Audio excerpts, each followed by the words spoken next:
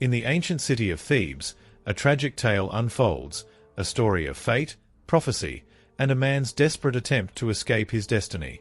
This is the tragedy of Oedipus, a name etched in the annals of Greek mythology as a symbol of hubris, ignorance, and the inexorable power of fate. Let us dive into the story of a king who sealed his doom unknowingly. Our story begins in Corinth, where a young prince named Oedipus was raised by King Polybus and Queen Merope. Unknown to him, he was not their biological son. When Oedipus reached adulthood, a chilling prophecy was revealed to him by the oracle at Delphi. He was destined to kill his father and marry his mother. Horrified, Oedipus fled Corinth, believing he could outwit the gods and avoid this terrible fate. As he journeyed far from Corinth, he crossed paths with a group of travelers at a narrow crossroads. Unbeknownst to him, one of the men was his biological father, King Laius of Thebes.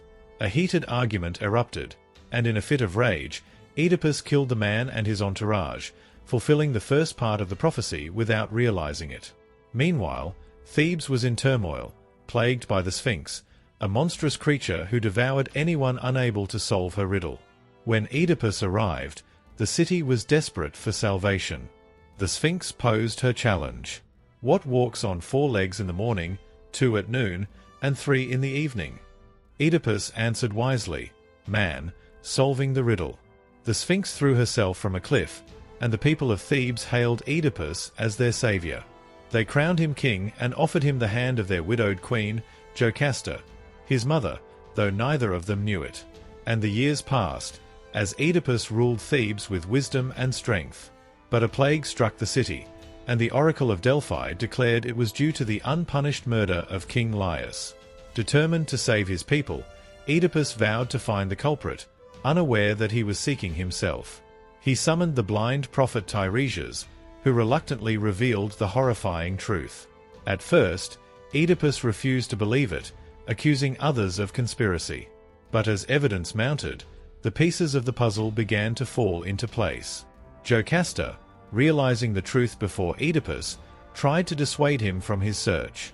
But as the evidence grew undeniable, she fled to her chambers in despair and ended her life. Oedipus discovered her lifeless body and, overcome with grief and guilt, took her golden brooches and blinded himself, declaring he would no longer see the horrors he had wrought. Broken and blinded, Oedipus relinquished his throne to his sons and begged to be exiled from Thebes. Guided by his daughter Antigone, he wandered the land as a symbol of suffering and penance.